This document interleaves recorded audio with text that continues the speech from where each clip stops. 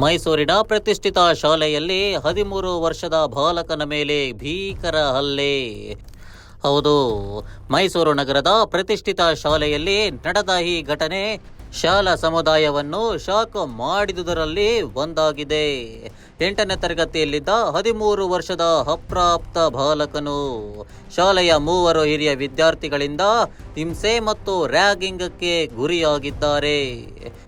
ಬಾಲಕನನ್ನು ಪ್ರತಿನಿತ್ಯ ಹಣ ಕೊಡು, ಮೊಬೈಲ್ ಕೊಡು ಎಂದು ಬಾಧಿಸುತ್ತಿದ್ದರು ಮತ್ತು ನಾವು ಹೇಳಿದಂತೆ ಮಾಡು ಎಂದು ಈತನಿಗೆ ಭಯವನ್ನು ಕೂಡ ಬೆಳೆಸುತ್ತಿದ್ದರು. ಆದರೆ ಅಕ್ಟೋಬರ್ 25ರಂದು ನಡೆದ ತೀವ್ರ ಸ್ವರೂಪ ಪಡೆದು 3 ವಿದ್ಯಾರ್ಥಿಗಳು ಬಾಲಕನನ್ನು ಶೌಚಾಲಯಕ್ಕೆ ಕರೆದುಕೊಂಡು ಹೋಗಿ ಗುಪ್ತಾಂಗಕ್ಕೆ ಹಲ್ಲೆ ನಡೆಸಿ ಗಂಭೀರ ಗಾಯ ಮಾಡಿರುವುದು ತಿಳಿದು ಬಂದಿದೆ.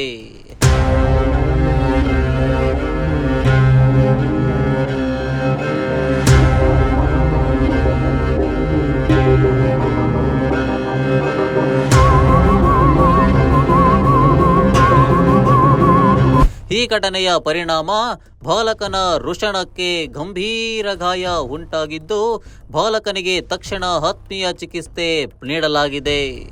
ಘಟನೆ ಈಗ ತಡವಾಗಿ ಬೆಳಕಿಗೆ ಬಂದಿದೆ ಮತ್ತು ಸ್ಥಳೀಯ ಪೊಲೀಸ್ ಠಾಣೆಯಲ್ಲಿ ಪ್ರಕರಣ ಕೂಡ ದಾಖಲಿಸಲಾಗಿದೆ.